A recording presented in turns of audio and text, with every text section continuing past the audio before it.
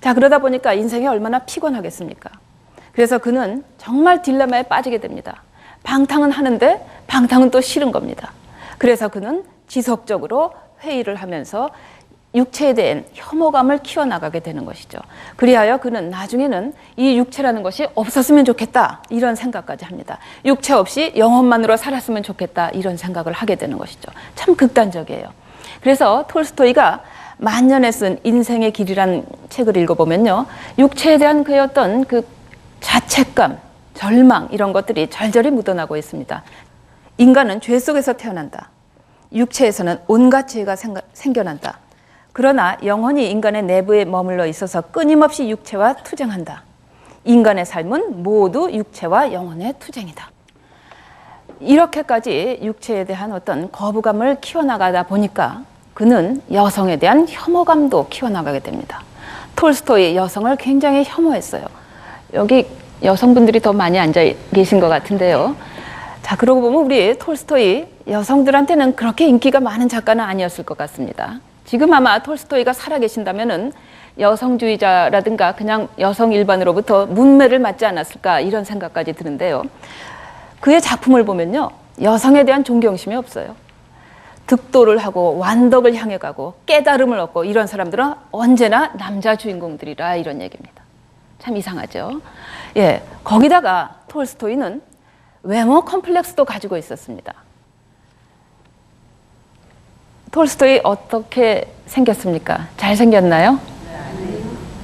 네, 지금 여성분들이 다 톨스토이 조금씩 싫어하는 마음이 생기기 시작하는가 봅니다.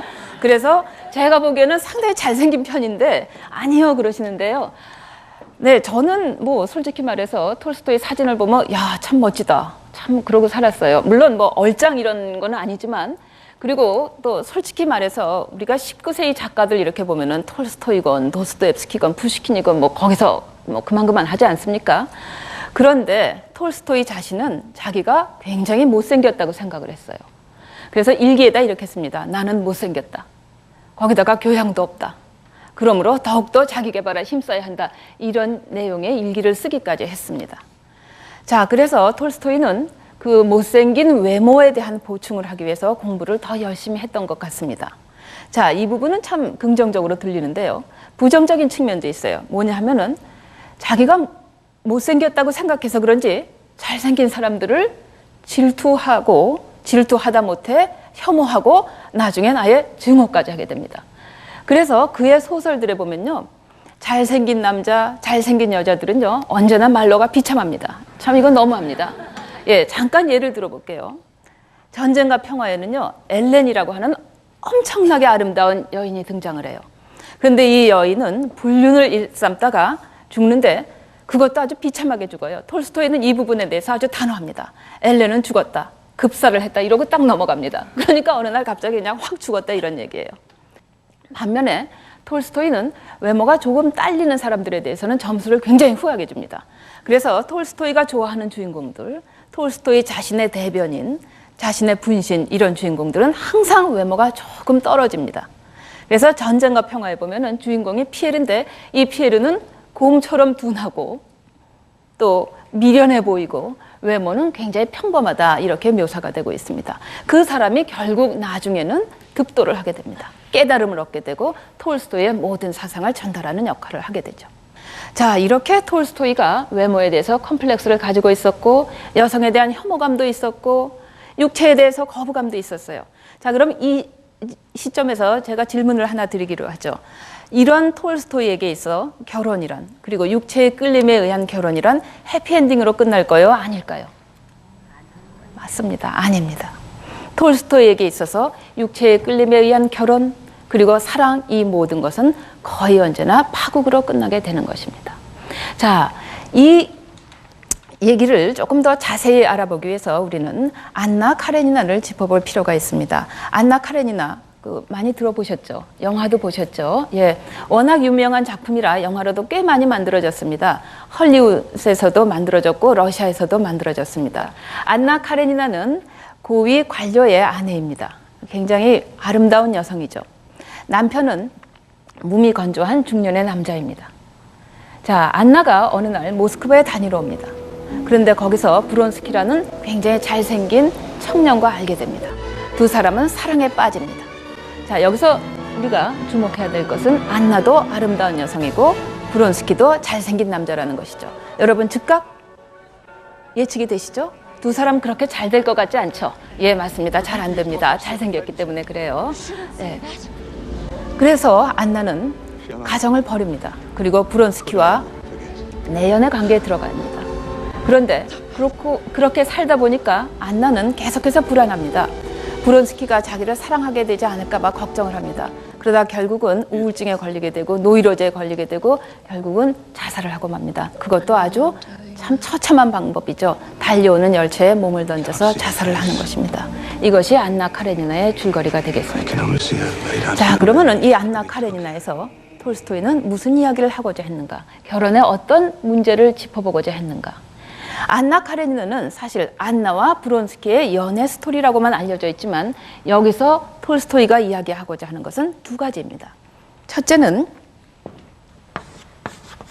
안나, 브론스키 커플 이야기고요.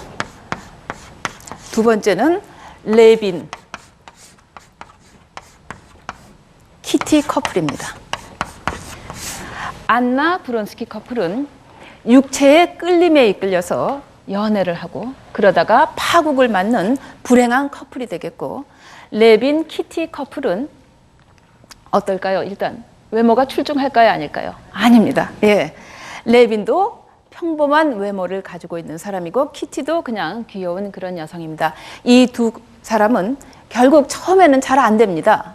우여곡절을 겪는데 그러다가 결국은 이 사람들은 훌륭한 삶, 교류하는 삶, 영혼의 대화를 하는 삶, 그런 삶을 향해 나아가게 되고, 그러니까 삶을 향해서 위로 올라가게 되고, 안나하고 브론스키 커플은 육체의 이끌림, 아름다운 외모로 결합이 되어갖고 결국은 점점 죽음을 향해, 파국을 향해 나아가는 그런 커플로 그려지게 되는 것이죠. 그러니까 안나 카레니나에는요 여러 가지 결혼이 나옵니다. 잘 되는 결혼, 못 되는 결혼. 이 시점에서는 톨스토이가 아직은 그래도 괜찮은 결혼의 가능성은 믿고 있었던 것 같습니다. 자, 안나는 사실 톨스토이가 굉장히 활력 있는 인물로 강조를 합니다. 안나가 꼭 아름답다 이런 얘기를 하는 것이 아니라 생명력, 활력 이런 것을 상당히 강조를 하죠.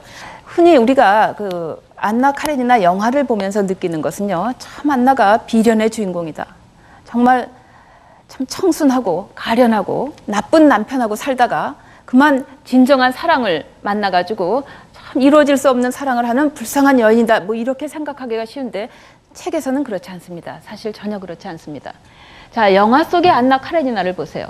소피 마르소입니다. 아름답죠? 청초하죠? 우아하죠? 그런데 실제로 톨스토이가 소설에서 그리고자 한 안나는 그와는 좀 다릅니다. 이렇게 청초, 가련, 비운 이거하고는 거리가 멀어요. 이 순간에 응시해서 브론스키는 재빨리 그녀의 얼굴에서 약동하는 정숙하고 생생한 표정을 읽었다. 빛나는 두 눈과 보일락말락하는 미소로 일그러진 빨간 입술 사이에서 과잉된 그 무엇이 그녀의 온몸으로 넘쳐 흘려 그것이 그녀의 의사와는 상관없이 눈의 반짝임과 미소로 나타나는 것 같았다. 청순 가련하고는 거리가 멀죠? 예, 또 있습니다.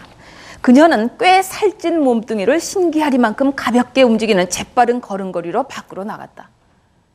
그러니까 호리호리하고 가엽고 뭐 이런 거는 아니라는 얘기가 되겠습니다. 자, 톨스토이 의도는 명백합니다. 이렇게 육체적으로 끌림이 있는 그런 여성과 육체적으로 끌림이 있는 남성 둘이 만나서 불행한 연애를 하게 된다. 이런 얘기를 하고자 했던 것입니다. 자, 그래서요, 톨스토이는 이 소설을 쓰면서 소설 군데군데에 비극적인 어떤 복선을 깔아놓습니다. 이 소설은 아름다운 연애 스토리가 아닙니다. 죽음에 관한 스토리가 되겠습니다. 왜냐하면 안나는 결국 죽는다라는 이야기를 해야 되기 때문이죠. 그래서 톨스토이는 처음부터 이 소설에 죽음의 복선을 여러 가지 깔아놓는데 그 중에서도 안나가 브론스키와 처음 춤을 추는 무도회에서 입었던 드레스는 굉장히 유명합니다. 자, 이 무도회에서 톨스토이는 안나에게 검은 드레스를 입힙니다. 여기서 키티라고 하는 이 아가씨는 장미색에다가 뭐 가발에다가 꽃 꽂고 뭐 구두도 장밋빛으로 꽂고 뭐 주렁주렁 뭘 달고 굉장히 화려하게 하고 나오는데 오히려 안나는 단순